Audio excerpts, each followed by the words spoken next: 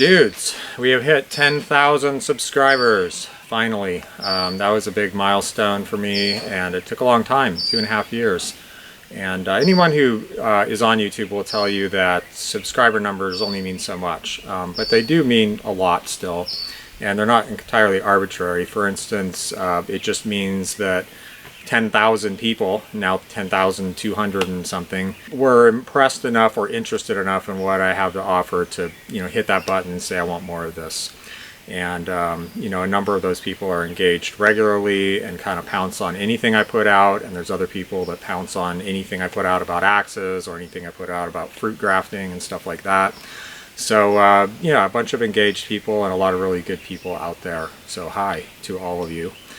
And also YouTube views it in a certain way. So they're like, this is a milestone. They have these numbers like 10,000 and then 100,000 that mean something to them. And then they're like, okay, well, we're willing to get behind you at this point. Like you've proven yourself and all that. So it's been a long journey, slower than I thought, slower than a lot of people thought. My most common comment is still, why? Why aren't you going faster? Why don't you have 100,000 subscribers instead of 10,000?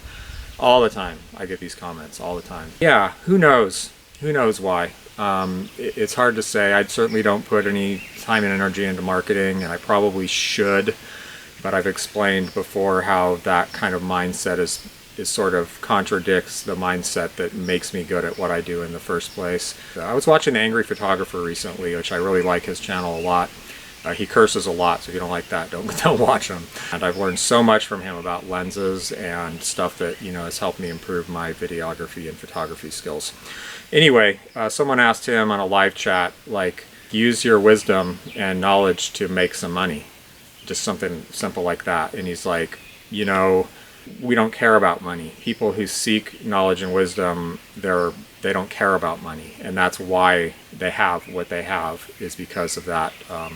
That disinterest in personal gain or profit. To them, like, what is valued, the value is not measured that way. Value is measured in another way. So, for me, I will always prioritize that, knowledge, wisdom, and the transfer of that over money, even if it means that I will be able to reach more people. And I know that kind of doesn't make sense to another type of person, but it makes sense to me. And the message, the subtext of SkillCult is always as important or more important than the actual skills. And that subtext is, free critical thinking, like always migrating towards that, and learning how to learn and how to build confidence and how to be a free, like physically independent person, and have integrity, just have integrity throughout your life that is not for sale and is not, it's not up for auction or up for sale.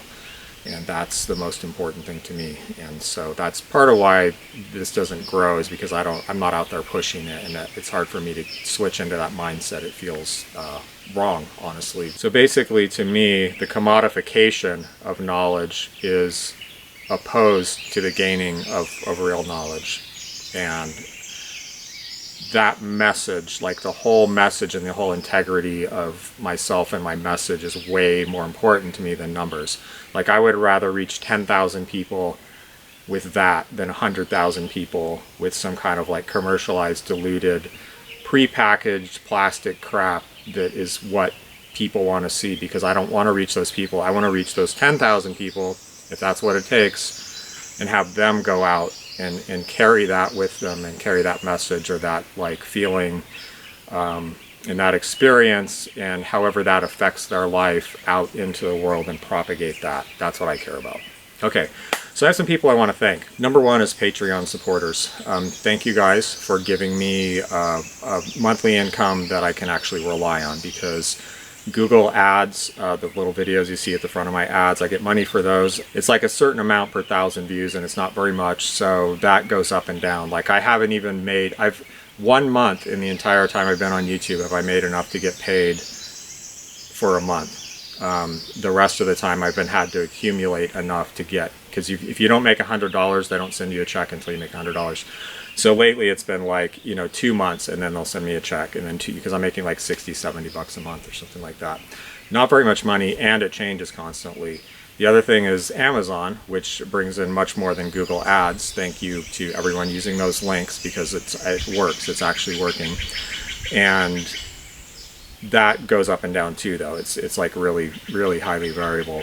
But Patreon, it's like, at least I'm like, okay, you know, I'm like going to get 180 bucks a month, and I can rely on that. So I think, you know, everybody who uses my content owes you guys, you know, some gratitude for helping me do this and keeping me afloat, because I'm kind of just like filling my bank account and then emptying it several times a month to pay off credit cards, pretty much. And I sold a few things to buy some lenses and pay for dental work that I had to get done. That's okay. It's not stuff that I wanted, but eventually that stuff's going to run out, and I need to get this going. So things are improving, and thank you, Patreon people. Thank you, thank you, thank you. Next, David the Good. I owe David the Good so many shout outs that there's no way I can possibly do them all. I could just say David the Good over and over. Maybe I'll write it on the chalkboard over and over again. David the Good, David. I think I'll do that after this video. Great guy. I love that guy. We were instant friends. I met him somewhere on the internet, and we Skyped about, just to geek out about plants and biochar and stuff. And you know, it's like we speak the same language. You know, every once in a while you meet someone, I meet someone that I can just like, immediately we can just converse in the same language with the same basic understanding. I don't have to explain why I do things or why I do this. We just are on the same page.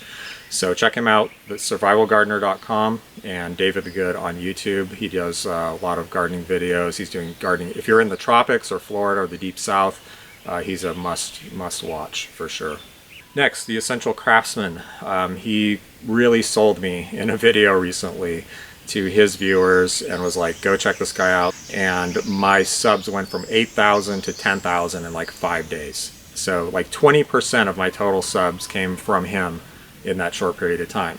I have mad respect for that guy, and always have. Like, as soon as I saw his channel, it didn't take me 5 minutes to be like, this dude's legit, you know, like this guy's legitimate, and there's no question about that at all. And his people, he attracts a good kind of people. So the people that came over from that, I feel like, are really high quality subs. They're people that are going to be a little bit more engaged. You know, I welcome everybody, obviously, but people that are highly engaged and very interested in like self-reliance skills and physical independence, like those are the people that are going to stick around and participate and in discussions and maybe have something to offer me, which the Essential Craftsman does. You know, I don't say that about a lot of people, where I can go to their channel and say like, oh, I can like learn a bunch of stuff from this guy. Thank you so much, and I hope to, you know, continue a friendship and possible collaboration with him in the future. Check him out, the Essential Craftsman. I just wanted to say hi to Buck and Billy Ray Smith. Same thing.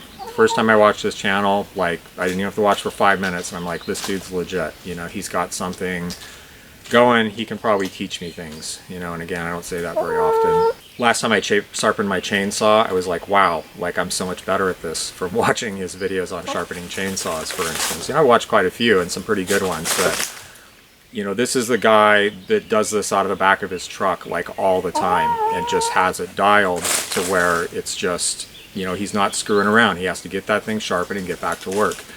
And it's that kind of thing that I feel like he has to offer. Look for someone on YouTube that has his comfort level swinging an axe around.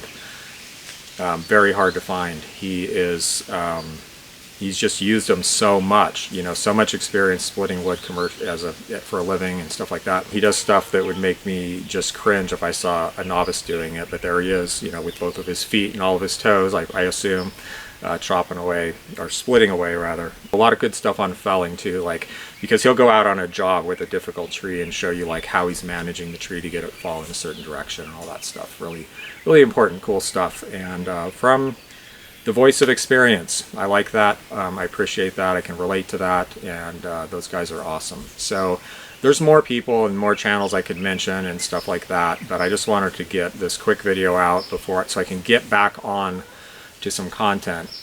Okay, thank you. Thank you guys, everybody. Thank you to the viewers too, just in general, like anybody that's viewing, especially if you're viewing regularly. And also to people who do this stuff. I hear people all the time like, oh, now I'm interested, I'm thinking about tanning some hide, I'm going to collect some hides, I collected some bark, I made like a big pile of biochar. Thank you for getting, you know, lighting a fire under my butt basically to do these different things. and or you know, your axe skills developed, your splitting skills improved. I get stuff like this all the time from people. You know, never do I get a letter from someone that's like, your channel is useless and I never learn anything. So thank you guys for not just viewing but for doing, because like to me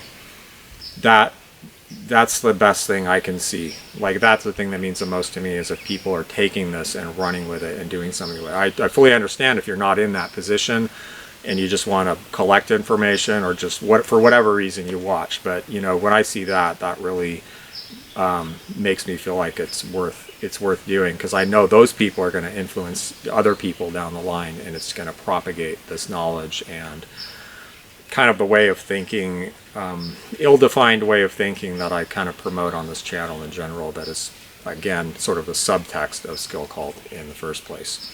So yeah, thank you all, thank you for watching, and let's push this thing forward. Bigger, more numbers, more money for projects. I got all kinds of, dude. You'd think it'd be full in here by now. I think it is actually. I think some stuff just kind of gets lost to make room for the new stuff.